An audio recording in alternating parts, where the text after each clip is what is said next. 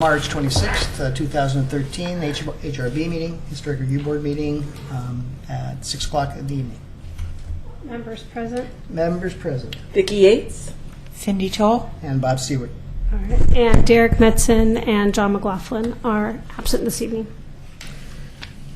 All right. Well, first item up is a revisit of our work plan. I have a lot of updates to give you and some direction.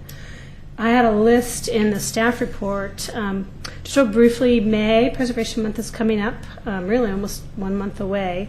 And the theme for this year is See, Save, Celebrate, with exclamation points after each one.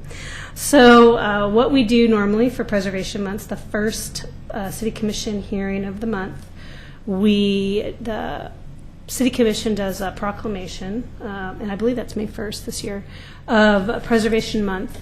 And then we award the Ruth Powers Preservation Award that night. And I think then we'll also announce the beginning of the 2013 photo contest. So to kind of bring those back, the resolution is from the National Trust, and so it's a standard template resolution we do every year. And so that's just something Doug Neely, our mayor, will read first off. And then usually we transition straight into the Preservation Award. And what I'd like to do this next week is formally solicit nominations from board members, and I'll send out an email. And once I receive all the solicitations, I will send out a vote. So please, and I'll mention this in the email, send me the solicitations directly to me. Do not CC the rest of the Historic Review Board members. Once I receive all the nominations, I'll send out a vote by email, and please send me back your votes directly to me and not the Historic Review Board members. And then I'll announce via email the winner and contact the winner. And we put together a nice little framed award for them. And we do, if it's a project, we do some before and after photos. If it's a person, we talk a little bit about the work they've done. So who you can nominate would be a person that you believe has added to the preservation movement in Oregon City by their works that they've done, or a project, be it a new construction, a project you think that has been very compatible in the district, an historic rehabilitation or restoration that you feel is exemplary of the preservation standards. So all those can be an example.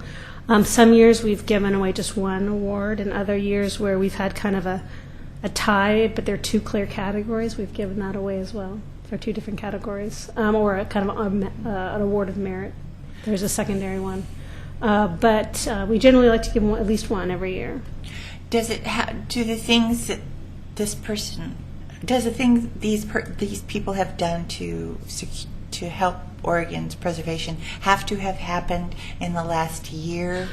No, but I would say if it's a person, should be honoring their work they've done up till now, and include this year as well. Yeah, it doesn't have to include this year, but no, it's more of the work they've done now and make a case why they've, their kind of body of work has led to this nomination. Okay. And if it's a person, please explain why you think their body of work has led to that. Okay. And it doesn't have to be culminating. These don't, it can be mid people. It don't have to be, So how are you going to explain that to John? And I will do it by email. So same thing I did now will be by email. So just think you have about a week once you get my email the next day or two to think about the nominations, and I'll have a deadline, and then we'll vote. And then I'll contact the winner. Can you nominate as well? Can you yourself nominate? Sure. Yeah, actually, I have one I'm thinking of nominating, so I'll add that to the list. If you don't, can you either nominate or give us some ideas? I can think of one, but yeah, I can think of one too, but I think she might have already gotten an award. I'm wondering the same thing. So that's fine. Yeah. Maybe the same person. Yeah. That's fine. The long list is good. But yeah, I'd say if it's a project, explain the project, be it a restoration or addition, rehabilitation, new construction. If it's a person, explain kind of their body of work and why they should get it. So that's pretty simple. The second part is I've been meeting with Clackamas County Historical Society, and I'm very excited to do another round. We have some updates this year I'm really excited about. I've been working with David Knoll with our GIS department, and we now have an online uploading option for everybody. So people can go onto we'll be able to go onto our website for the photo contest in Oregon City and upload a photo and do a signed release, or like a checkbox release, where you read the release and you just check in affirmative that Okay. you've done it. So an electronic release. So that will be really user-friendly for a lot of people. We will still have the hard copy form for people as well, and that's all filled out. Clackamas County Historical Society is working on the poster this year. The idea is, and also acquiring the funds for the prizes, and the prizes are going to be the same as last year, which is $75 for first prize for adult, $50 for teen, and $25 for youth. And I think it's either 12 or 13 is the break for youth and teen. And I think they're also looking for potential some money to frame them and one idea was to have, they'll go from May 1st to June 15th, and maybe in the July City Commission, one of the July City Commission meetings, it can be awarded. And so the Historic Review Board, Clackamas Historical Society, and the mayor can award. And it was really cute last year with the youth and teen winners, and they were very excited. I thought some good. of those photos were excellent. Yeah, and I think it's just a great. It's what I'd like us to do more of if we had more time. Yeah. Is kind of that soft education, soft touch, and kind of being proud of preservation and encouraging youth to be proud. So, with the goal being See, Save, Celebrate, we're looking at kind of the last year what it was Discover Oregon City's treasures. The goal of the lens of the contest was to look at our treasures in like a new light. And with the See, Save, Celebrate, we still want to kind of give direction to what the photo, like a little bit what the photos are going to be. So we're still working on that. If you have any grand ideas, email them to me. I know Karen Morey is working on. I gave her that as a job to work on. So you want like a parameter to give them? Yeah, it's kind of a loose parameter just to kind of give them a little bit of direction of what we're looking for in the photo contest. But it doesn't have to be. Last year it was a little bit direct. It could just be See, Save, Celebrate, Oregon City Preservation Photo Contest 2014. I mean, it could be as simple as that. Or we could narrow it down what we're looking for. Yeah. And this doesn't have to be decided tonight, but in the next month, maybe the next meeting, the board can decide who they want to be on the selection committee. I think Cindy did it last year, and Vicki. And it'll be the same thing, kind of where I send you the ones to look through and the PDFs, and you can look through them and then do the vote, and I'll tally I them thought we all got to do that. Did you all do it last year? Yeah. Oh, okay. Sorry. So I think, yeah, absolutely. And I think they have a couple board members from Clackamas County Historical Society. So we'll tally all those up. And then So were those displayed? I heard they were going to be displayed, and then I never they were saw displayed them. at the museum in their, yeah.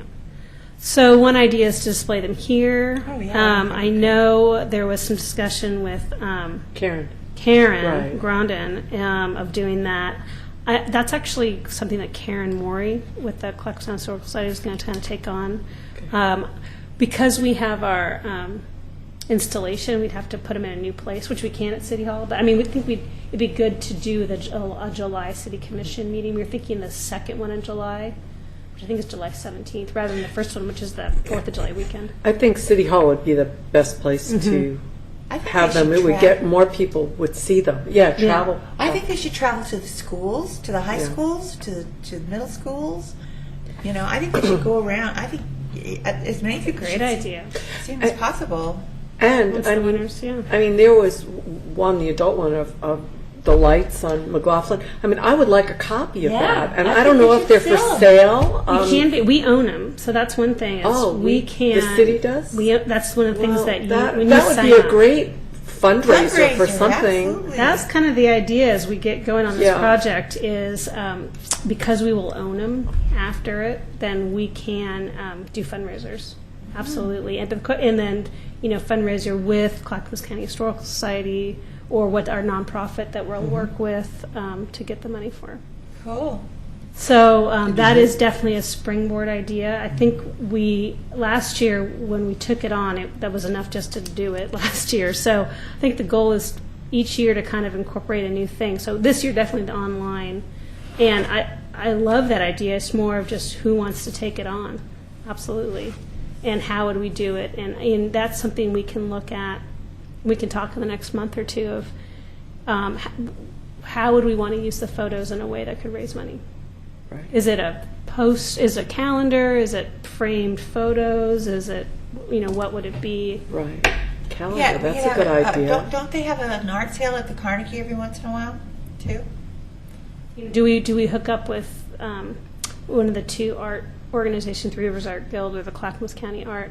That's the kind of where we can take the next step and figure out, how we want to. And absolutely, I would love to come up with maybe find some way to get a better designer for the poster each year than me. So, since not a skill set. Not to deviate too far, of course, Right. but I've wanted to be able to buy an elevator shirt for the last 10 years.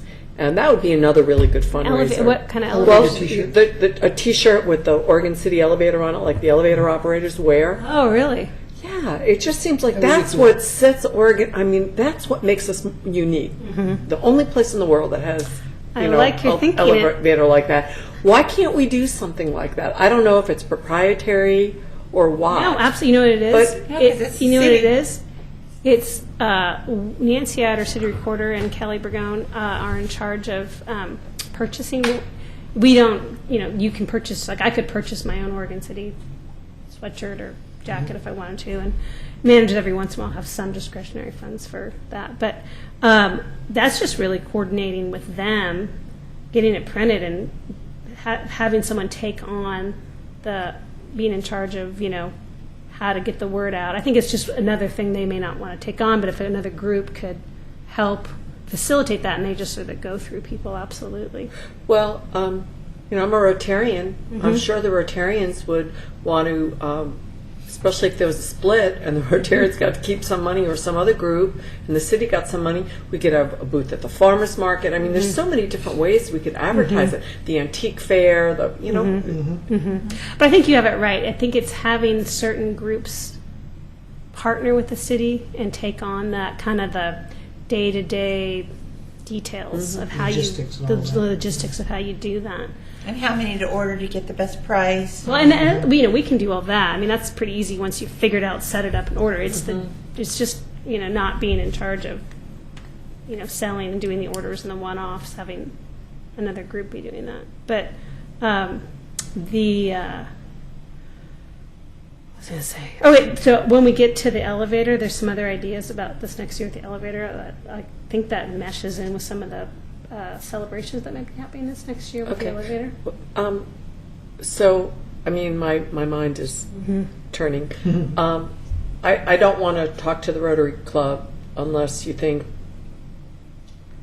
maybe we could come up with a proposal for either the photos or the T-shirts or Or both. something else. Well, I think or the both. photos is probably because Clackamas County Historical Society is the Right. I think it's more of stay there. would work Okay. together with them, and they Old Oregon Photos, the gentleman who does that, Right. does all the prints for Clackamas County Historical Society. So if you want to buy a Clackamas County Historical Society archive photo, they just contract out with him. So that's probably that's an option. But So we just to can add, we can buy one of those photos from the contest last year. No, but they're the Clackamas County Historical Society's historic archive of photos. They they don't print their own. They just contract out with him. Okay. So, like, if you go and you want to buy a photo of the old courthouse, 1884, you actually go through him Okay. to buy it. Him being The gentleman who does old Oregon photos, and I forget his I've name bought right now. from him at fairs. Yeah, and he's on their not maybe on their board, but he's a member. Is he on the website? Yes.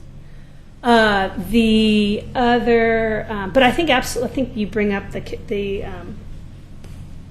the shirts. Absolutely, I think that's a conversation with Nancy Ide, and through David Fraser on kind of.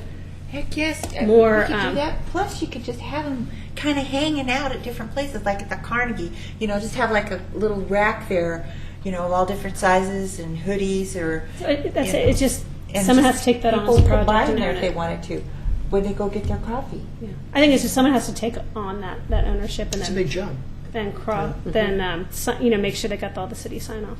And baseball caps too. That would be cool. Well, there's also the city. You can open up our own little Yeah. t-shirt shop, right? Yeah. Right. I think there's two things. There's our general City of Oregon City wear, which anybody can buy. Right. We have Yeah, with the Oregon City logo on it. Yeah, so that you can buy tons of stuff with that, and we have our contract for all that.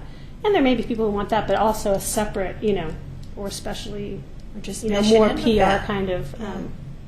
But I think it needs to be out there more. I think because you come to the city hall, who tours around and comes to the city hall and says, "Hey, you got any stuff to wear that I could buy?" With You're right. I think it comes down to what organization will take that on, rather than not Right. be a city staff thing, but coordinate, but own that. cool. Okay. Good ideas. If you need my help, just tell me. Well, I'll make I'm phone just going to calls bring it and- up to some Rotarians. And Yeah. So, but when we get to more information on the National Register listing, I'll kind of give you some timelines, and there may be some nice serendipitous timing on that for T-shirts. Okay. So does anybody have any questions about Preservation Month, the contest, and the award? There's really not May much. 1st. Yeah, it'll and start May goes 1st. To when? June 15th. I'll be able to share it at the April work session to show what we have.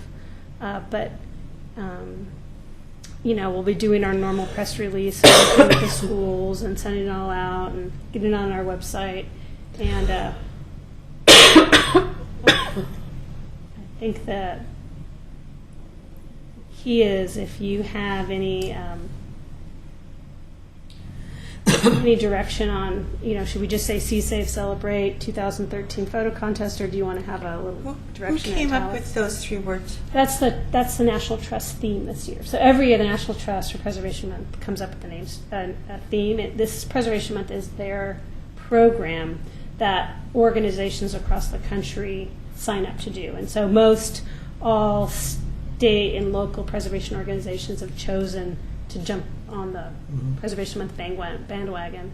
I'm actually tomorrow adding a list of everything we're doing to the state calendar. So all the groups everywhere will add all their lists of state calendar, and we'll have press releases and get it out. And it's kind of our contribution to Preservation Month. Mm-hmm. So do put the first City Commission meeting of May on your calendars. I believe that is May 1st. It should be the first Wednesday of the month. If you can make it. If you can't, you can't. But I will be there. And Doug Neely, our mayor, is the one who actually gives the award. And I do a little presentation on Ruth Powers, and then we'll do a PowerPoint if it's a project that has before and after photos. And it's usually 7 to 7:20. It's at the very beginning of the meeting in public. Comments and resolutions. Did you say you were going to talk about Blue Heron during this session? Yes, yeah. So if you looked on our goals, those were kind of the main spring goals. The next one is an update, which is our certified local government grant. We're listing that elevator, the Carnegie Library, the Promenade, and the Masonic Building. We chose Chris Ann Beckner, who's a consultant who actually worked with Diane Painter at the last project of the 2011-12 citywide survey. She is elbow deep in research right now, and she's looking for a draft to get to myself and the State Historic Preservation Office in May, and I believe a late June. I think June 30th is the submittal deadline, and then it'll actually be heard, and from the State Advisory Council on Historic Preservation is the appointed group by the governor who reviews National Register nominations, and that'll be in a late October meeting.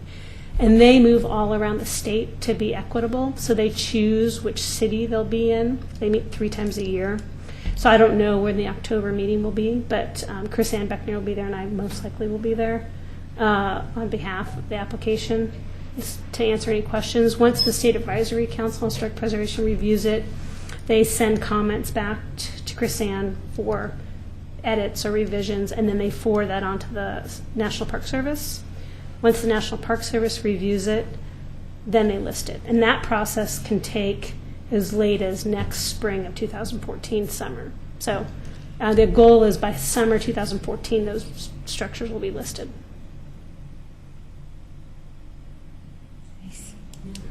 I do know that the Willamette Falls Heritage Area Coalition is potentially looking at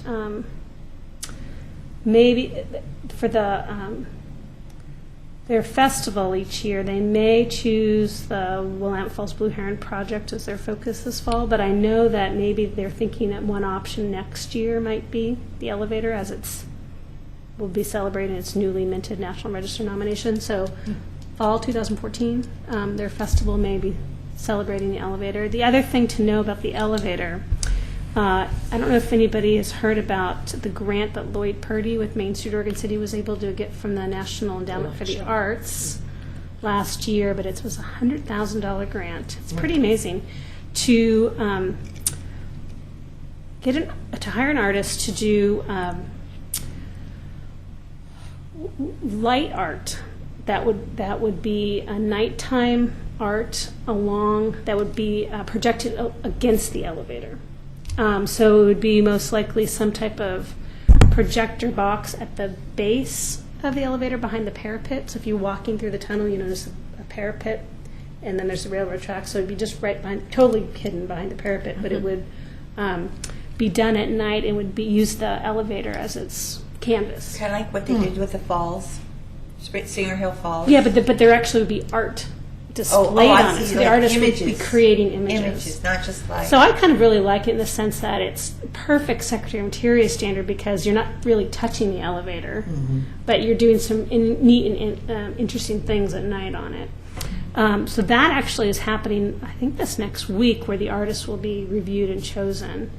The second thing that's happening is the city is putting in some money to repaint the elevator. And also to look at additional signage right on Railroad at the entrance to kind of provide more direction to people. I think some people get a little confused when you get to the intersection of Railroad and 7th. And then as well to add some additional lights. So this is something for the board to know. Last fall, as part of the NEA grant, because federal money was being used and before they needed to release the funds, I had to work with SHPO on a hypothetical Section 106 review, like a proposed project. So I submitted a kind of an example of additional lighting that could be done on the ground floor and an example of a paint scheme. Wasn't what's going to be chosen, but I had to turn something in so NEA could release the funds. So SHPO has reviewed that as a Section 106, because when federal money is used and an NEA is passed through, you need to review the project to see if it adversely affects the historic structure. So that's been initially done, but the artist and the city, who will be working with probably an architect, will be coming back this next I think the May meeting, to have the Historic Review Board review the real lighting and the real signage, as well as the paint color. Normally, paint color is not a trigger for a Historic Review Board review, but because this is the elevator, I felt like it was worthy to require a formal application. And because the signage and the lighting are actually things that are going to be attached potentially to the structure, so you're already kind of in already, and because this is a city building, I see kind of the whole project being just wrapped together. So more of a heads up that you'll be looking at maybe one or two color schemes, probably two different color schemes, and maybe one or two different lighting schemes. Right now it's just painted one color, Yes. right? Mm-hmm. And it kind of sticks out. So the criteria for this public historic structure, do we like it to blend in more to the landscape, or do we like it the way it is, sticking out there and being really a big thing that you can see right away when you look up the hill? I think the goal is actually to do the second, but with a nicer new paint color. And the question is it one color? Is it, some variations in tones of another color? That's really what this Barber Art- pole. You should make it a barber pole. Yeah. So what I guess is you'll have a kind of a palette to review, and we'll be working with SHPO to get kind of a Section 106 review if they feel any of these meet.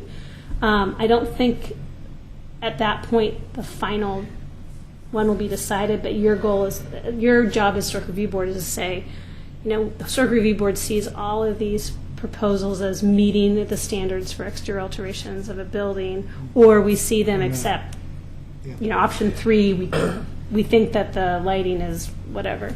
So do we know from our historic records what the color was originally? It was originally and this is what I'm actually working with Chris Ann on because she's currently doing her research. I've heard it was gray. So this is a larger question. We had gray, we had brown that kind of turned into pink, what I heard, and then we have this kind of blue gray. So does the community want to stick with a solid color? Does the community want to do a new color that is appropriate to the architecture, but maybe is a little bit more involved? Those are all kind of philosophical questions, and they fall kind of, I think, what I'm trying to get from the State Historic Preservation Office is, here's the parameter, and you as a community can decide any of these options that fit within the parameter. But the key is, we're not Florida mid-century pink and, aqua blue. Oregon City 1950s mid-century color scheme is very specific to our Northwest region. So if we do use a color scheme that's not back to the original or the same that we have, it still will be in the context of what could it have been, in the time period. So I think the goal of the May Historic Review Board meeting is to, based on the State Historic Preservation's comments, and the goal is to hire an architect with a background in mid-century architecture, especially preservation-related mid-century architecture, to help us. And then with having those options, the community, let the City of Oregon City and the community decide what they want, because there could be multiple options that would be appropriate. I think we need to have them have the options once we've decided on which ones we don't want. Put the options of which ones can be chosen, on the website. Actually, one idea that Lloyd Purdy is thinking of is having a public vote.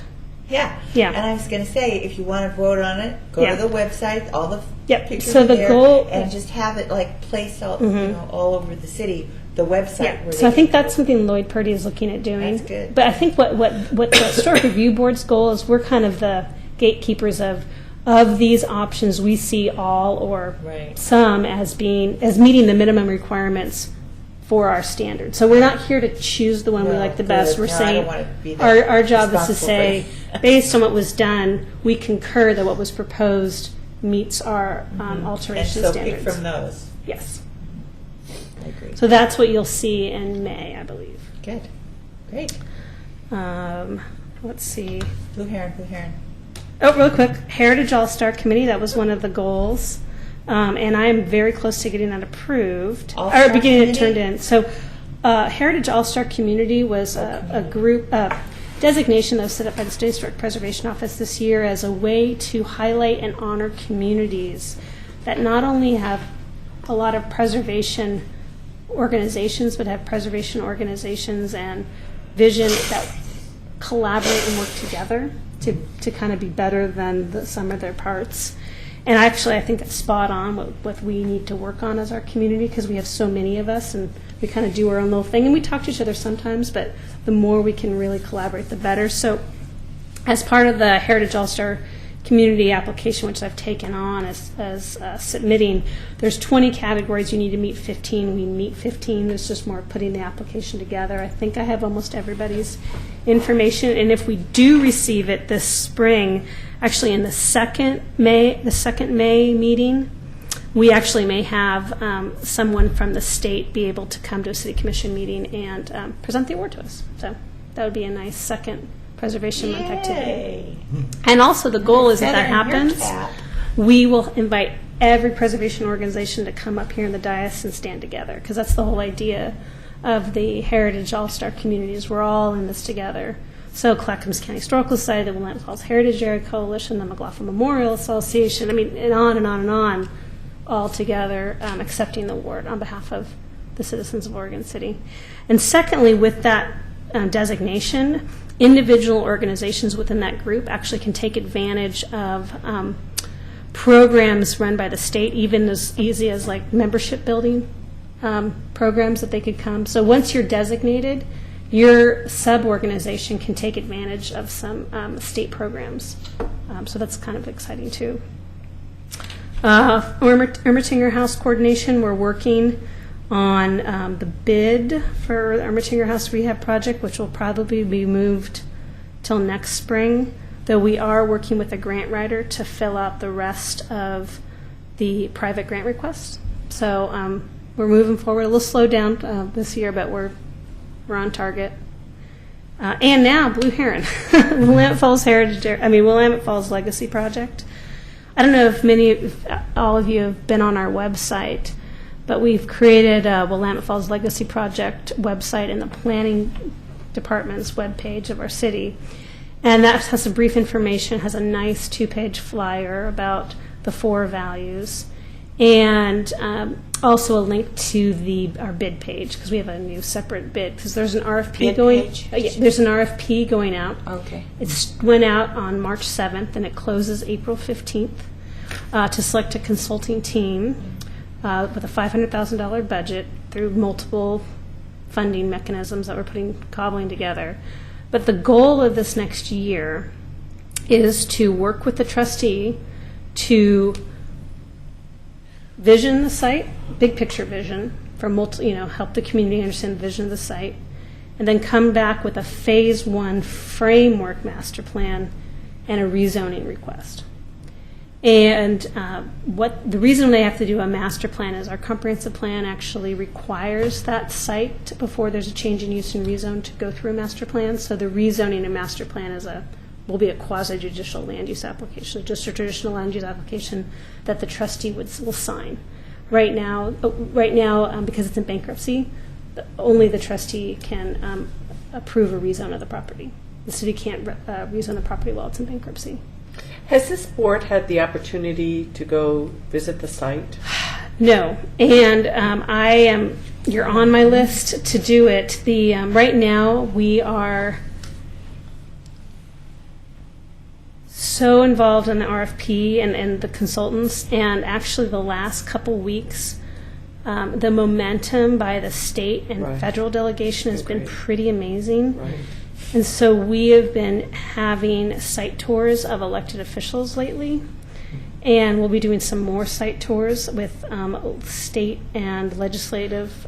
So the moment we can do non-elected official tours, the board is right on. But right now we're kind of limiting tours to elected officials because it's about all we can handle right now. NRI is still on the site. We can't like piggyback onto one of those. Because the thing is, once the Historic Review Board piggies back, there's like the And stakeholder other groups wanting to piggies get are on. on. You're on the. So it's a Katie bar the door once we do that. Okay. So right now we're But we just. want it. I know. So we're just holding it on April 6th. There are actually the consultant teams that are submitting. So next Saturday we'll be leading them on a tour. And we'll be having a pre-proposal conference here, actually, in the morning. So next Saturday, we'll be answering all the questions the consultants team have, and then sending 2 people per consultant team can be on site. And actually, I've already had 30 people sign waivers. So we'll be taking 30 consultants out. Does this have anything to do with Peggy who went to Washington? No. She didn't mention this when she went to Washington. She sure got a lot of people excited about it. And, I obviously, as an Oregon City resident, I would like to view the site. Absolutely. But, I think it is important for our work. If we're going to do anything with it, with Blue Heron, we have to go see it. Absolutely. So you are number one. I've been trying to get stakeholder groups out, and I keep saying you're on my list, but I think there's just this hesitation of we've been so inundated with this RFP process and with all these elected officials, and what happens, they're just going, and we're scrambling to get elected officials on the site when they give us short notice. Can you review what the work is for this RP? Sure. So the work is it's a consultant team with many sub-consultants that are looking at, you kind of think of it as phase 1 is the big picture visioning. And I don't want to give exact timelines because that's really a consultant team. But imagine a robust public involvement, getting local regional and state interest in the site, visions for what can be done, big picture, long-term, multi-phase visions. And then what's going to be distilled out of that is what we call really the first phase, which is you have to rezone the property from industrial. We have to have, with the rezone, you have to deal with Oregon Department of Transportation's TPR rules. So identifying that agreement for the zone change, it's a big issue by changing the zoning and upping the traffic impact on the site. So there's a lot of negotiation this next year with the consultant team in ODOT. So we kind of see all of those as things we can do to remove real or perceived barriers for redevelopment. Because right now the site has been for sale for 2 years. And there really is a perception by the development community that's not ready. So part of our goal is to do what we can do as these partners, the Clackamas County Metro, the state, and Oregon City, is to help kind of check off the list of things we can help. So we can help by rezoning, we can help by addressing the ODOT, TPR issues. But it's because we are paying for this process, we are, we have these 4 values. Cultural interpretation, access to the falls, economic development, and habitat. We get to be involved in the creation of this plan and reflect not only Oregon City's but the region's values. So there's a compromise in there, but as a trustee understands that it's a trade-off between what the trustee needs in order to sell the site to a potential developer and what the developer wants to see, that there's community support, that the site's rezoned, that there's a clear path of how this is going to be paid for, what are the financial hurdles, what can be some of the gap financing, where is the public-private partnership at a later point. Those ideas, those questions can be hope to be answered. What won't be answered is a detailed development master plan, because we don't know who's buying the site yet. So it's assumed that this framework plan will put the kind of required conditions that the community feels is needed in order to, in a balanced approach, not overreach, but to get community support for the rezone. But then once a developer or a property owner purchases it, they'll come back and do amendments to this framework master plan to get more in the details of, which buildings first, I want to do this infill, here's some requirements, this is how I plan on doing it. So it's kind of the 20,000 foot level framework master plan. Where would the open space be at that after this part? Maybe at that point, state parks or Metro would be more comfortable in entering in with the trustee or the future developer where they may want to actually acquire land for an open space. So that's what this framework plan is going to get, is that first phase of kind of setting the stage of how we are going to get to fully implement those 4 values. So is the Marine Board involved in this? Not necessarily, but the state of Oregon is involved through the regional solutions, and so we've been working with the State Historic Preservation Office, state parks, a little bit of DEQ through some of the initial Phase 2 environmental assessment, and and ODOT has been very helpful in the beginning discussions. About the Corps of Engineers, is that right? Not at this point. I think it's really hard to engage at this point, not knowing exactly what we're doing. I think a lot of it we have to get this consultant team on board because we can't move forward. But one thing I found was amazing is just the process of getting this RFP out and this consultant team and kind of having some things to share with the community. The momentum has just started going, and we're hearing where we were hearing crickets. We're hearing both from the development community and from consultants and from elected officials and from federal delegation and the state that this is a project that everybody wants to be involved in. And there's going to be a myriad of ideas. Yeah, and I think the goal is a successful vision process will say your ideas are fantastic and they may not be rolled into this phase 1, but this is how in future phases we can see. Where do the locks fit into all this? They don't fit necessarily indirectly. The Willamette Falls Heritage Area Willamette Falls Heritage Area Coalition is trying to work on a statewide and federal heritage area. That's one of their main projects, as well as the National Trust identified that as a specific project. So that's kind of working and on its own, but a successful mill site helps the locks. Right. So it's when they can build off each other. Good. So at what point, is it soon or is it at the end that the city decides whether they want to change the urban renewal district boundaries to include? Great question. I think that probably will come out of some of the financial and market analysis plans that are going to be a deliverable from this project. Urban renewal is a tool in the toolbox, so there may be discussions of these are all different ways that you can close the gap, because there will be a gap. I mean, Definitely. if we have an amazing vision, which we should, that will mean there'll be a gap. If we don't have a gap, then we have a very Like a small vision. vision. So there's an assumed gap. So that's one thing I'm actually really looking forward to, is that deliverable, which is to kind of really sit the community and the state down and says, if this is your vision, understanding the market, understanding the cost of infrastructure, understanding all these items, this is how you're going to get from here to here, and here's your toolbox. And you need to decide which tools you want to use. So that's some of the deliverables we'll get from that report. But if we've got to have an election, Well, and that's it. And, you know, expanding the urban renewal boundary is a tool, but I mean, this is my aside of, yeah, I mean, the community's going to have to see a bigger plan before. And it doesn't have to expand it, it could move it. Yeah, absolutely. Yeah. All things, it gets the devil in the detail, but I think the key is to think of that as a tool, and if that tool solves a problem and if it's implementable, you know, rather than that's the solution. It's a it's tool. not a block. It's a tool in the toolbox. And I don't think a vote is going to be an impediment to a good plan. So, Oh, it's just Just getting it done. yeah. So that's where we are. If you want, you can get on the bid. If you click on Oregon City bids on the project website, you can get access to the RFP. You can read it. But I think the key is it's not it.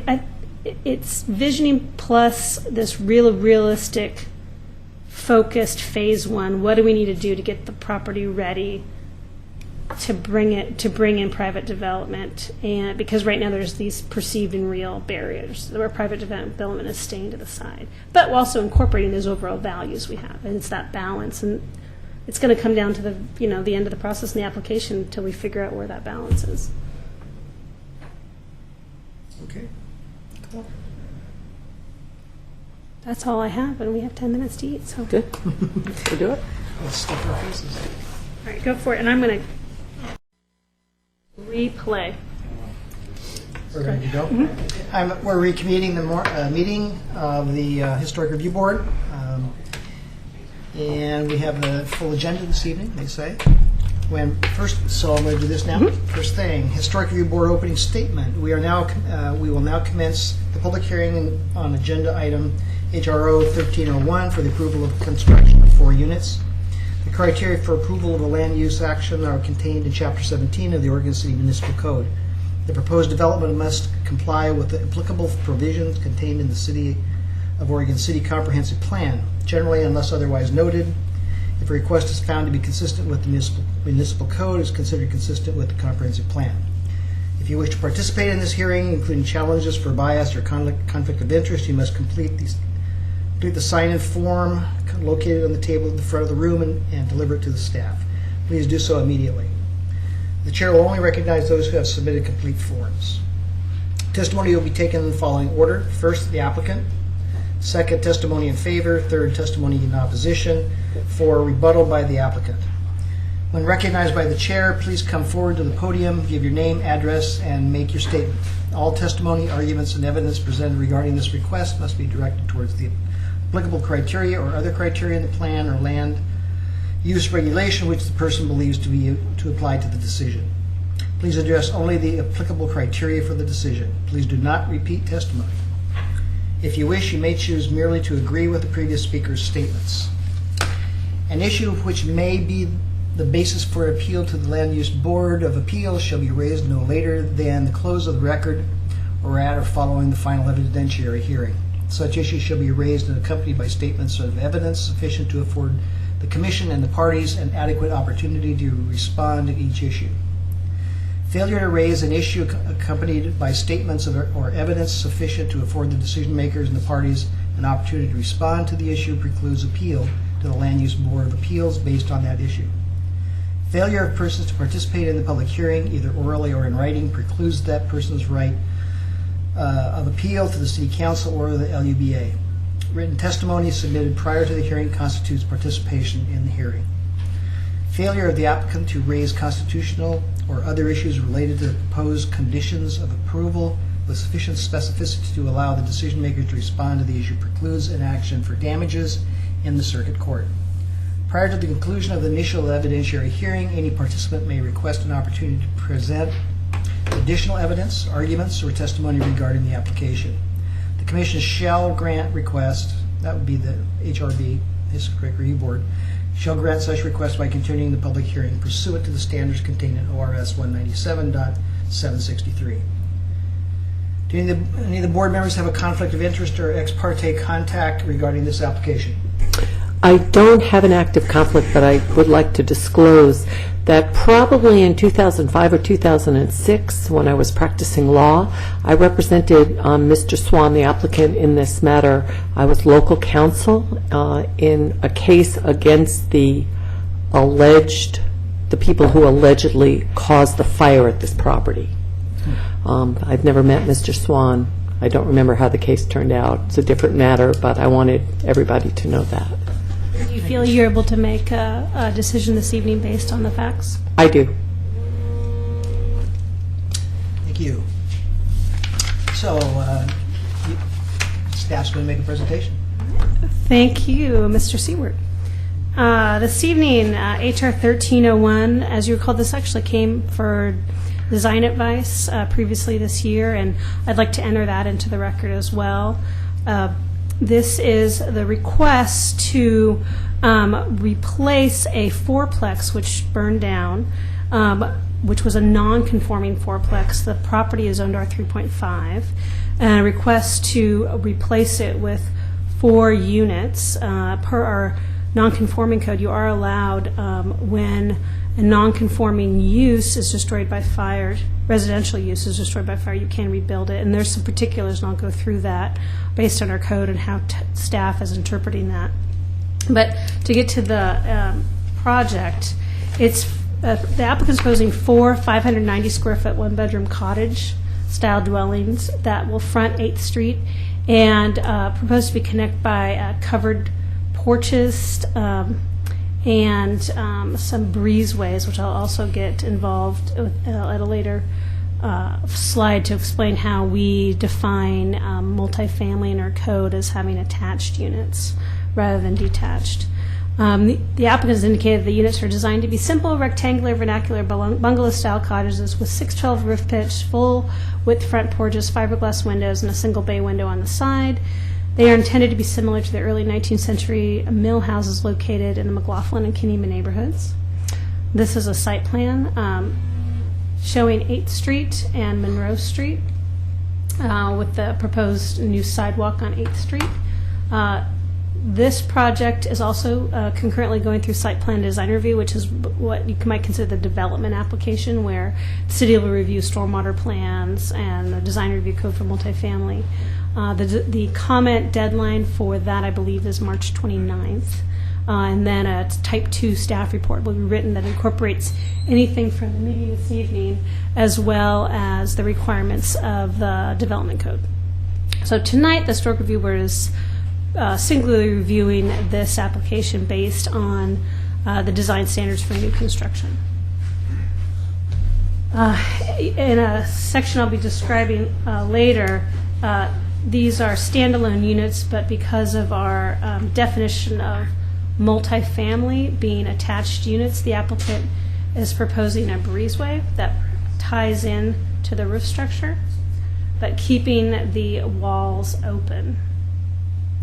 The parking is available on 8th Street and most Monroe Street, and per our site plan design review code, they're allowed to use the abutting on-street parking to count for their parking, and this is a unique situation of 4 units on a corner lot with no driveways, and they actually meet their parking requirements just with abutting on-street parking. I don't know, this is an odd one. I don't know how many other projects would do that, but this happened to pencil, and that's a type 2 clear and objective approval process for that. The applicant is proposing a landscaping plan enclosed, which looks at kind of traditional residential with native and some historically appropriate landscaping. Along the side is a nice buffer on Monroe Street, and then kind of individual backyards behind the cottages. This shows a scale and massing of the site looking at Monroe Street to kind of get an understanding. So this would be, actually, this is Monroe, and I'm on 8th Street here, to see the massing of the one story compared to the house behind it and then the house across the street. So you can kind of really see what a one-story structure does for massing. And of course, this is what you would see when you're on the Monroe Street elevation as you're walking along. And then this right here is the 8th Street section. Here's the elevations, real quickly explaining what the applicant has proposed for materials. Painted cement board shingle siding, cedar barge board, and painted trim, as well as fiberglass window. And let's see, it was a combination of board and batten and shingled for the top. One thing that's been brought up is board and batten is not necessarily very prevalent in bungalow architecture in Oregon City, and there's been some discussion back and forth if the board and batten is appropriate in this location. You know, in Stassel, because these are small one-story buildings and not kind of a larger board and batten new construction, 1.5, 2-story homes, you know, I see it as a secondary design element, but that's something the board can look at. Here are some examples of homes in the immediate area. The applicant in their packet actually had a lot more homes than just as a representative sample. You see everything up here to a Queen Anne vernacular, to some more traditional bungalow features, and this is kind of more of a vernacular in Queen Anne. So it's kind of a combination of both 1.5 story and 1 story, and kind of some different heights. So you really have like a lot of McLaughlin blocks, you have a varied architectural style and massing around you.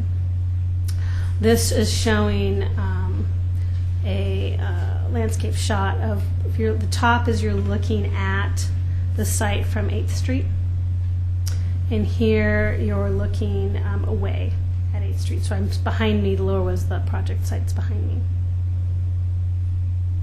So some of the 3 unique items, and I wanted to go through them to kind of explain where I came as staff and my recommendations. And a little this might be the Carrie Richter particular legal look at, but I want the board to understand exactly what they're approving tonight. Non-conforming use, there's non-conforming use and non-conforming structure. How we've, and I'm actually going to read this to make sure I say this right. In our city code, we allow, as I explained, legal non-conforming residential uses to be rebuilt as long as they're destroyed they're not actively destroyed, so you can't take out a demolition permit, but fire, wind damage, flooding, whatever, they can be rebuilt. So even though the zone is 3.5, the applicant has the ability to put 4 more units on that site. We've traditionally read the section or code that talks about rebuilding to the footprint as being able to rebuild to what the underlying zone would have allowed.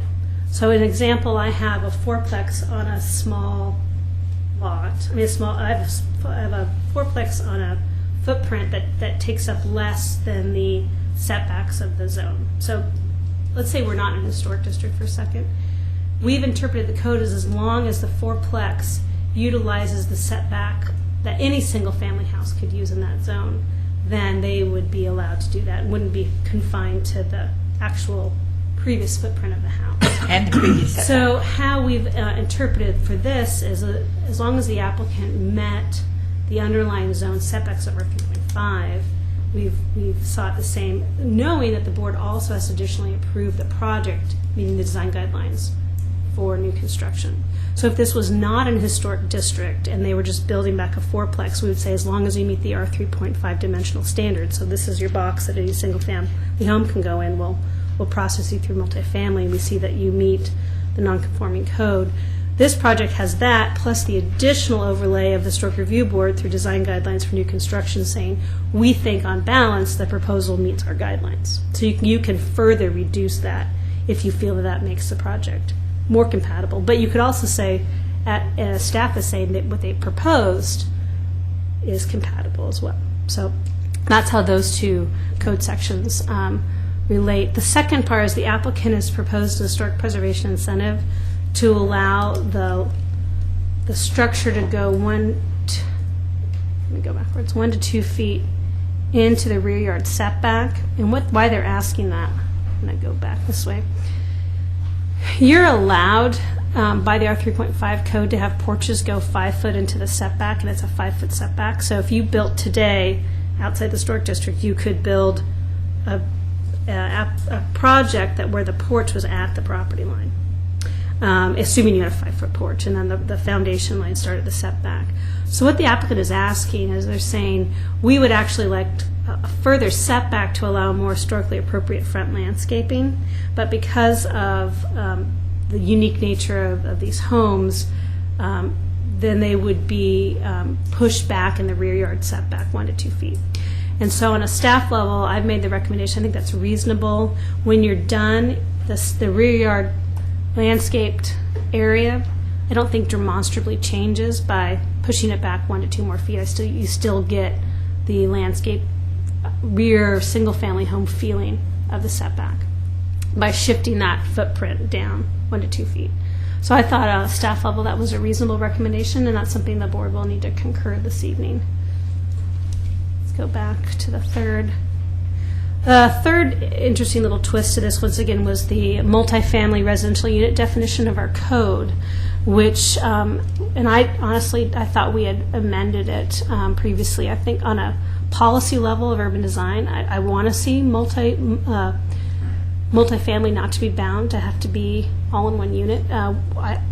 We personally I think the planning division would like to see the definition for multifamily in the future to be 3 or more units on one tax lot or one lot. And it can be any combination. You can be all in one, it could be 2 in one building and 1 by itself. I think that lends the greatest amount of flexibility. Unfortunately, the code that we have is the code that we have, which requires them to be connected. And this is where I think this is where the Historic Review Board gets involved. Previously, just as a matter of day-to-day implementation, the planning division and the building official have worked on a definition of what connected means, because people come in and they want to connect or not connect accessory structures. And so probably over the last 9 years, we've had this definition, which requires the building division, which requires not only the roofs to be tied in, but to have walls connecting the buildings. So you kind of almost have a walled breezeway that connects in and ties into the roof. What the applicant mentioned is they felt that, well, they could do that actually added extra bulk to the project. And they recommended to do more of a breezeway, which they felt had a lighter touch and would kind of keep these units as kind of 4 separate, smaller units that had the breezeway.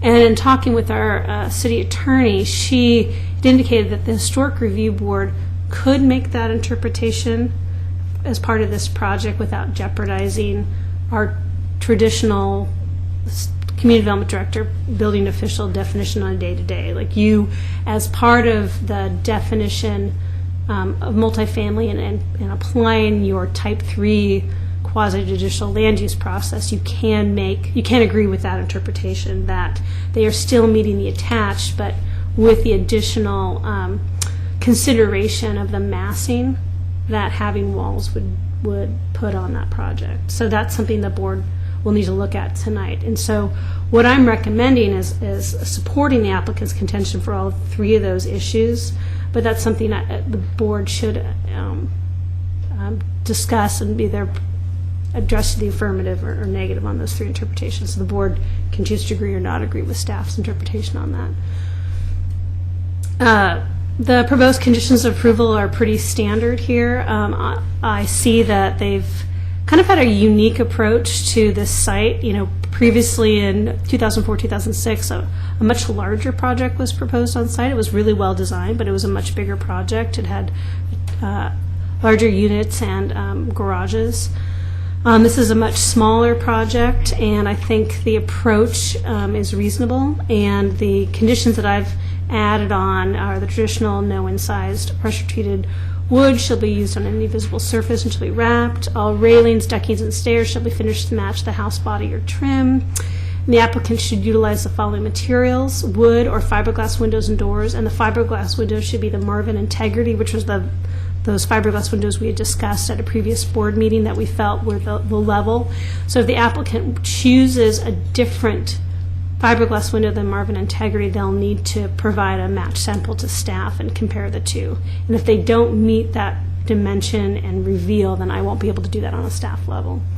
The other thing is wood or minimum 4-inch reveal smooth composite siding, concrete, wood, or natural stone for the porch pillars, and the entry porch shall be constructed of wood and not be a concrete. And then additionally, I felt the applicant shall choose a minimum 3-part color scheme for the house that is associated with bungalow architecture. And specifically, as these are fiberglass windows to be painted, I recommend that the window is the darker hue and an appropriate architectural bungalow style. You have the window, the darker hue of the 3-part color. So that's where I am on a staff level, and I'm here to answer any questions, and I will go back to the elevation drawings. So would you review the 3 issues that the board is? Well, above and beyond your normal design guidelines for historic preservation, the 3 issues are, I'm going the wrong direction. The lawful non-conforming use that you agree that the new construction, as long as it fits within the setbacks of the R3.5 zone in combination with the review by the design guidelines for new construction. 2, that the historic preservation incentive is reasonable as it provides additional front landscaping and doesn't demonstrably reduce the size and feel of the backyard. And 3, that using breezeways as a definition of attached to meet that code for this site-specific example through the Type 3 process is reasonable, rather than deferring to the building official and community development director's definition requiring walls. Another thing I wanted to add, there was some discussion about the magnolia tree that's on the site. I don't know if you, actually, I think we can see it from here, right here. Large landscaping that was identified in the 1980 survey form. On a staff level, I have a real hard time requiring retention of the landscaping as it's completely removed from its context as the house was demolished by fire. I mean, it's something the board could look at. We generally haven't looked at any one particular tree and viewed it in a historic nature. It was identified on the survey form, so usually we retain our purview of landscaping that was identified at the time of being contextually important. You know, I have a hard time with, now that the house is gone, what its context. It's a very nice old magnolia tree. I don't know how old it is, but I don't know if it's to the time of the house that was originally there. It most likely was planted later. I think the constraint is if that is required to be retained, I think there's a lot of redesign and potentially removal of a unit, which, you know, the board could do, but I don't think it's getting at kind of the elegant solution here, which is retaining the non-conforming use but with these small units. And I think the robust landscaping plan that is being proposed, I think, will do a lot, and I think it mitigates, not all, but it mitigates some of the removal of that tree. So that's kind of on a staff level how I see the magnolia tree removal, and it's about right. Oh, hold on. There we go. It's right Oh, previous on site the time. right-hand side, yeah. It's on Monroe, right? Well, in the corner of Monroe and 8th. It's about right here. Okay. Yeah. Right there. Yeah. How'd you get that? Hmm? Your helicopter. So it's inside. This is the right now, the Monroe Street sidewalk exists, and there's no sidewalk on 8th, so it's kind of back behind the existing Monroe Street sidewalk, about right here. I think it would be in the way, wouldn't it? Yeah, I mean, you would have to redesign it in order to save the Just tree. make a big cutout in that building for it. Well, if we said, it's okay to, is that our place to say that? Absolutely. I mean, on a staff level, that's my interpretation. Is while it's a nice tree, I think it's lost its historic contextual by having the house removed, and it's in, as part of the site plan design review and as part of the new construction, there'll be a robust landscaping plan, and I feel that it's sad to see a mature tree be removed. That's what our development code looks at, is when mature landscaping is removed for new construction, we have mitigation and replanting requirements. And you believe that that tree's been planted since the fire? No. I mean, it's it's huge, and It's huge. Okay. Yeah, no, it's a big old tree, and the question is, our code is not, and the way we've traditionally reviewed landscaping has not really been the number one focus of the Historic Review Board. I think a lot of the reason is we have, it's hard to regulate something if it's not inventoried, and not a lot of the survey forms talk about historic landscaping or, existing landscaping. There are some that do, absolutely, and this is one of them. I've always been hesitant to require retention of any particular one just based on it being old, because I don't think we have that background in our survey forms, nor is our regulation set up to really address that in the detail. I worry that any decision seems very arbitrary. This one is just. But that doesn't mean you can't look at it. You absolutely can. I think in this situation, I think it would really necessitate a redesign. And there's, and I don't believe that that the goal of the design guidelines for new construction, no, because the board could look at that. I don't want to be forcing it. As a staff level, I feel that. It's requiring the tree to be retained on a historic issue. It is hard because we don't have a lot of code or background on requiring that. Right.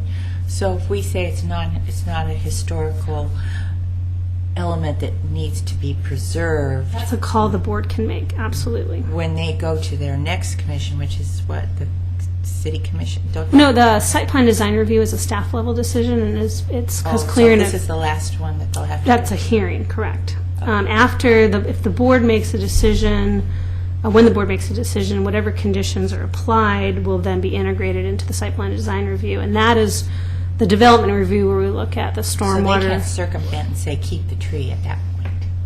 That's what I'm asking. This is really the only purview of looking at the tree, because the way our code is written for development review, you can keep the tree.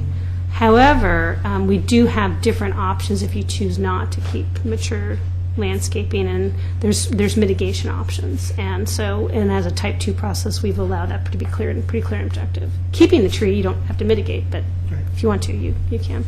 Okay. So at this point, I can bring up Todd Island, the applicant's architect, and he can kind of walk through, and I'll leave this open for him. Thank you.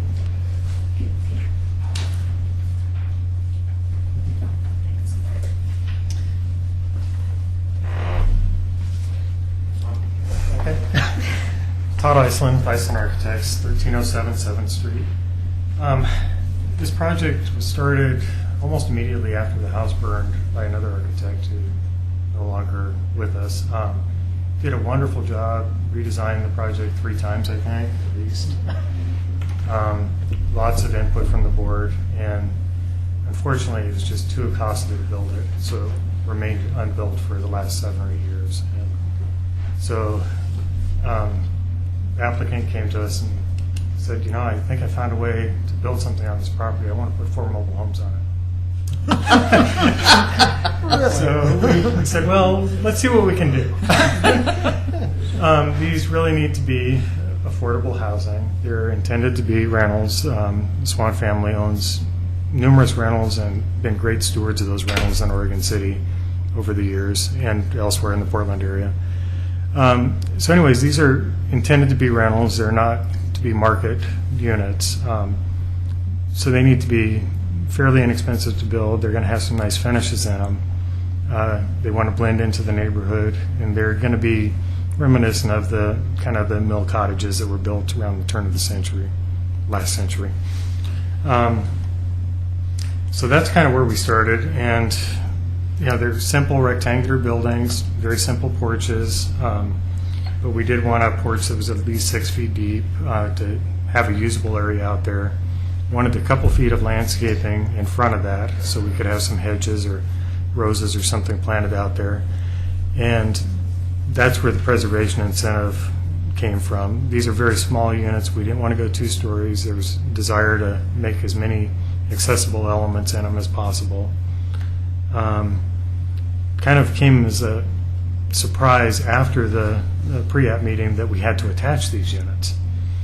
And so we looked at different ways of doing it, and we felt that by adding a covered patio area in between each one, it would expand the outdoor living area without actually increasing the square footage. And so that's why we chose the breezeway approach, even though, as Christina pointed out, there are some complications there, and we need your approval to do that. The landscaping, I think we have a landscape architect that did a wonderful design. Initially, didn't want any grass area at all, but felt that grass area, small grass area, is really desirable for the type of tenants they're wanting to attract, and so we wanted to try to provide that, and also keeping in the character with the neighborhood. The setback exception that we're requesting, the original home also encroached into what the current setbacks are, as do most of the houses in that neighborhood. So that's why we're requesting that additionally. Removing the magnolia tree, there's no way to fit that 4th unit on the site without going 2 stories, unfortunately. And we did look at possibly relocating it and talked to a couple people, and they said it's not feasible. The soil's too rocky. It wouldn't survive, most likely. It's probably 50 to 70 years old. Probably has a huge root system. Intertwined in the rocks, yes. Yeah, the rock is pretty shallow in that site.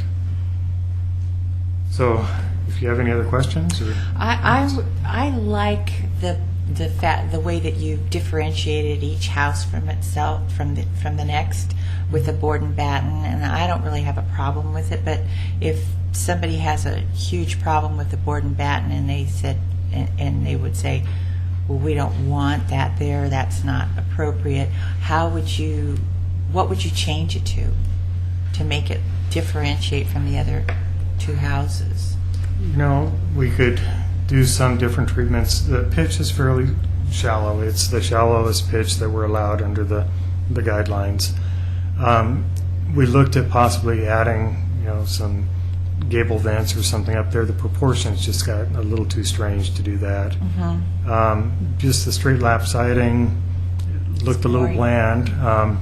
If we put the shingles in all 4 of them, then that kind of... And they look alike. Yeah, they look alike. We initially...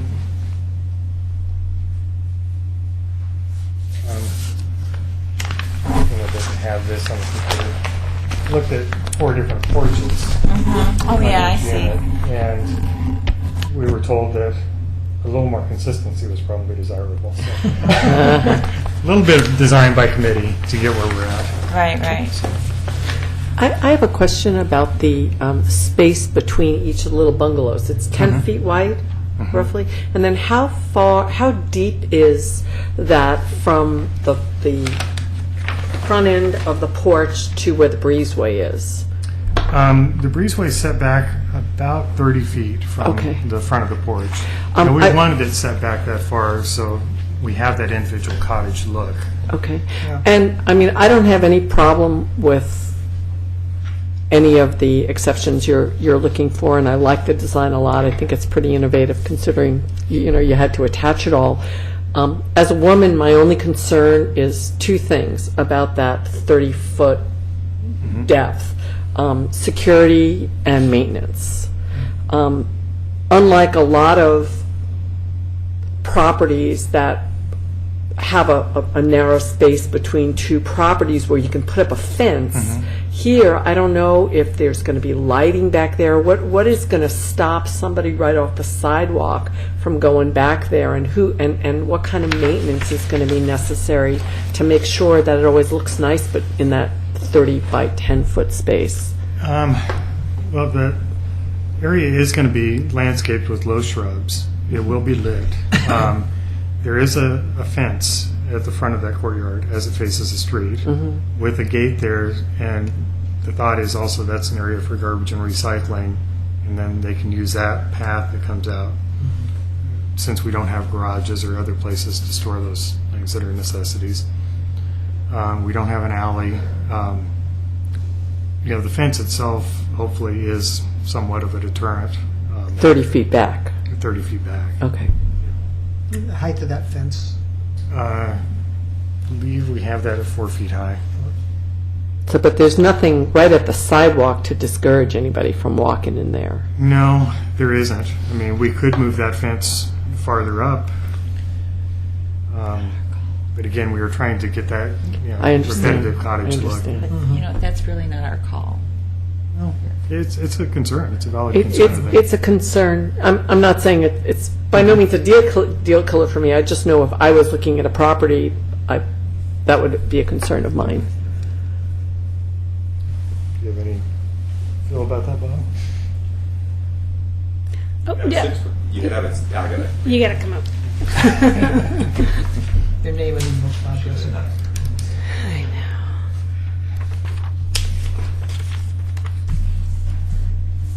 I'm Bob Swan, part owner of that property, and address 408 Northeast 110th Street, Vancouver, Washington.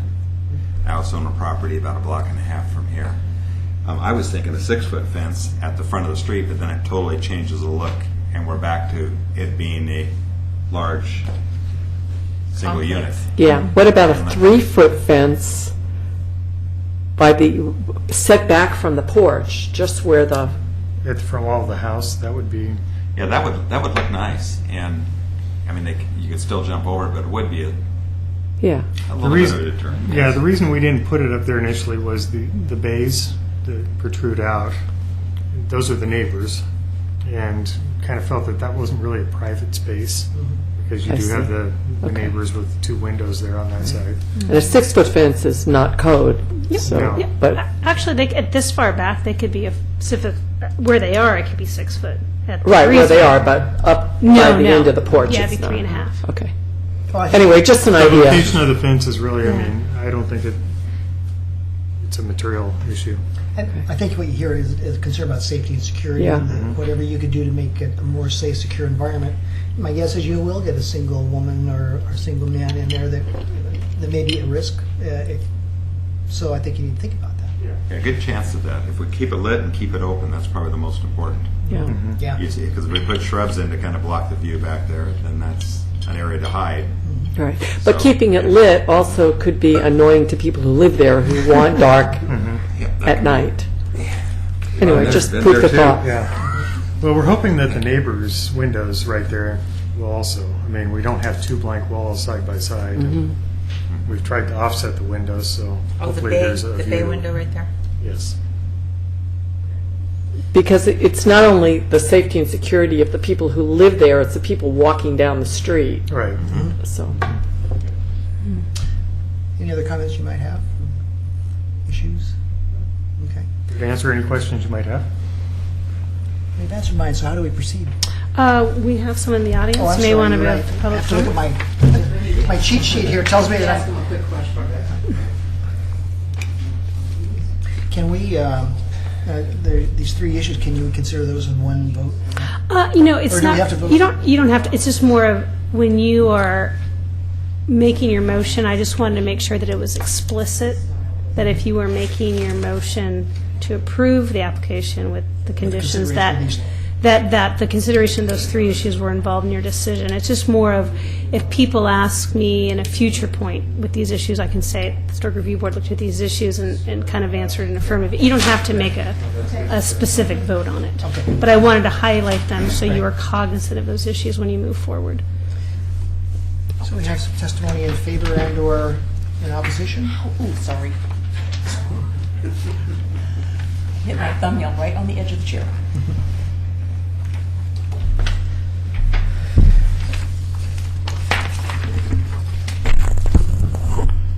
Denise McGriff, representing the McLaughlin Neighborhood Association, and I live just around the corner from here.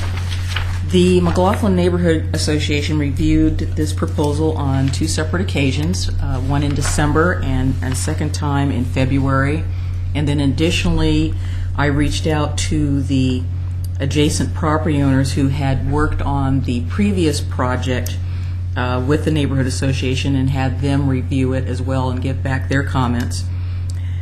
I would have to say the only thing that I received from the adjoining neighbors was that they wanted to find out if there was a way to save the tree, and I had already talked to Todd about that. I told them that I didn't think it would be very likely for the reasons that they suggested. We all live on rock piles in the McLaughlin neighborhood, and the tree's probably worked its way down with its roots over the years, and it is what it is.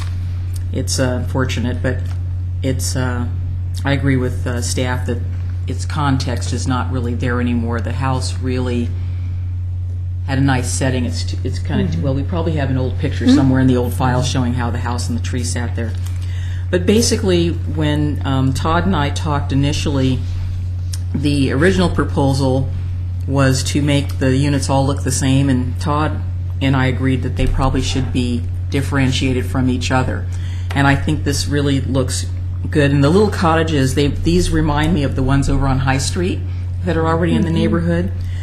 I'm not as bothered by the board and batten, even though I know that's not a style that we would have typically seen. We have the Allison Peace House just up the street from the church property that is a board and batten style. It's an English style house, but these are small and demure, and I think it works. My only suggestion would be that the porch posts on the ones with the board and batten maybe be square and wrapped rather than being tapered, because if we're trying to make them look a little different, even though 2 of them are the same and 2 of them aren't, having the same porch posts really starts to kind of get it to look homogeneous, and that actually might be simpler for them because it'd just be straight. You'd wrap it and that would be it. So I think generally we support this. It's been really a pleasure to work with the Swans both on their previous proposal, and I'm sorry because of the economy it just didn't work out, because that was a really nice looking project as well. And as Todd said, John Kyle, who was the previous architect, unfortunately passed away, and I had worked with him. I'd known John for a very long time through my work in Portland. But I think this should be, we recommend that it be approved, and we support this. That's it. Thank you.